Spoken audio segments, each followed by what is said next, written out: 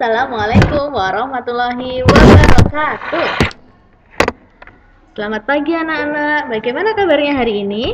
Semoga semuanya dalam keadaan sehat ya. Alhamdulillah pada hari ini bisa bertemu lagi dengan Ustazah Ria. Kita akan melanjutkan materi yang kemarin. Kalau pada pertemuan sebelumnya kita sudah belajar tentang sistem pencernaan manusia, hari ini kita akan belajar tentang penyakit yang menyerang sistem pencernaan manusia. Kita mulai ya. Sudah siap? Oke. Sebelumnya kita ulangi dulu ya materi yang kemarin. Sistem pencernaan pada manusia terdiri dari beberapa organ. Siapa yang masih ingat? Ya, yang pertama mulut, kemudian kerongkongan, lambung, usus halus, usus besar, dan anus.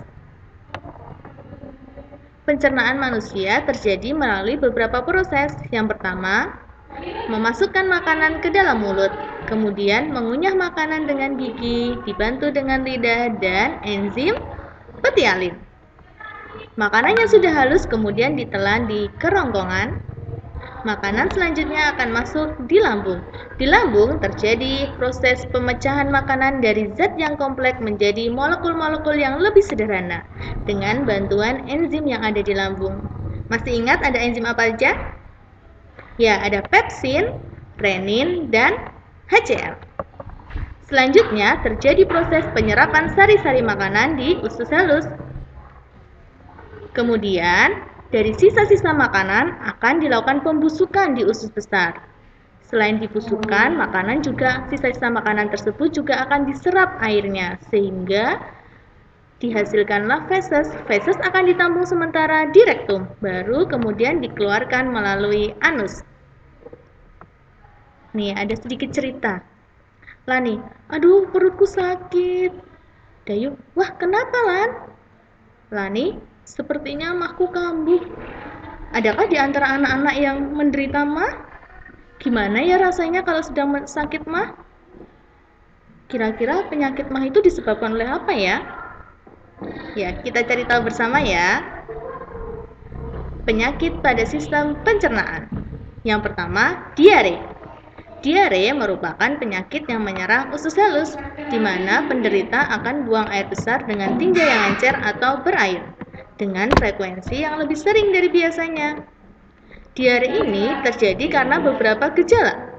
Yang pertama, sering buang air besar, kemudian fesesnya cair. Sering juga disertai dengan nyeri perut dan perut kembung. Diare disebabkan karena beberapa hal. Yang pertama, kebersihan makanan yang kurang baik, terlalu banyak makan makanan yang asam atau pedas, dan bisa juga dikarenakan alergi makanan. Diare bisa dicegah dengan beberapa hal. Yang pertama, kita harus terbiasa untuk minum air yang sudah matang. Jangan dibiasakan ya untuk minum air yang mentah. Kemudian, menjaga kebersihan diri dan lingkungan. Kita juga harus membiasakan untuk cuci tangan dengan sabun sebelum makan. Dan jangan mengkonsumsi makanan atau jajanan secara sembarangan. Minum cairan oralit merupakan cara pengobatan yang paling efektif terhadap gejala diare ini. Siapa yang sudah pernah mencoba minum oralit? Ya, kita lanjutkan. Diare dapat menjadi gejala penyakit yang lebih serius seperti disentri. Disentri merupakan penyakit yang menyerang usus besar yang ditandai dengan feses yang mengandung lendir dan darah. Jadi kalau diare tadi fesesnya itu cair, kalau disentri feses selain fesesnya cair juga biasanya disertai lendir dan darah. Disentri ini disebabkan oleh infeksi bakteri. Nah, selanjutnya konstipasi atau sembelit. Konstipasi merupakan penyakit pada usus besar yang menyebabkan kita susah buang air besar. Penyebabnya karena kita kurang mengkonsumsi makanan yang berserat.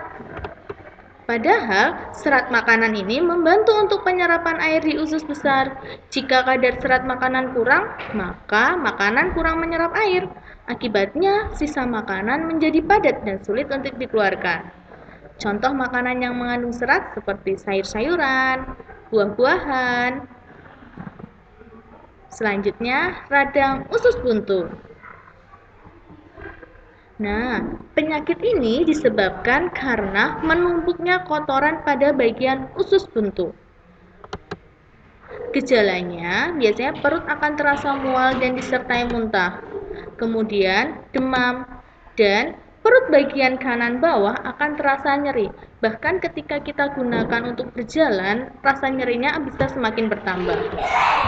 Jika sudah parah, maka kita harus melakukan pemotongan umbai cacing ini melalui proses operasi atau yang biasa dikenal dengan operasi usus buntu.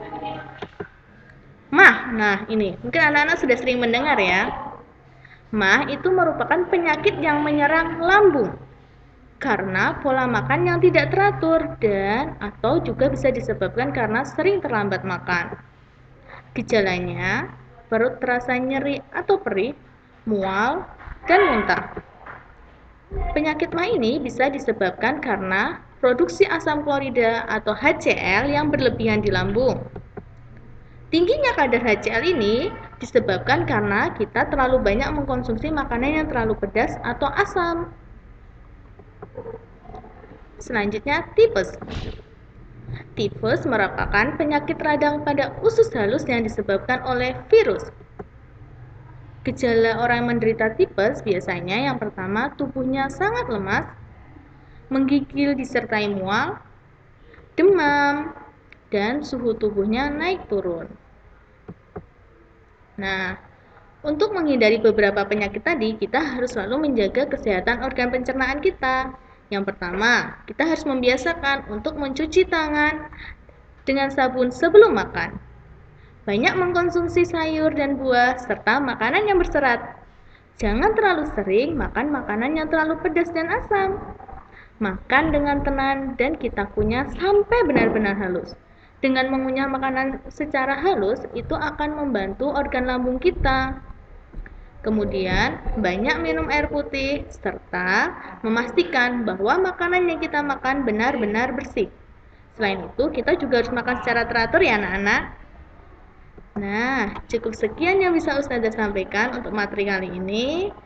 Insya Allah, pekan depan kita berjumpa kembali. Assalamualaikum warahmatullahi wabarakatuh.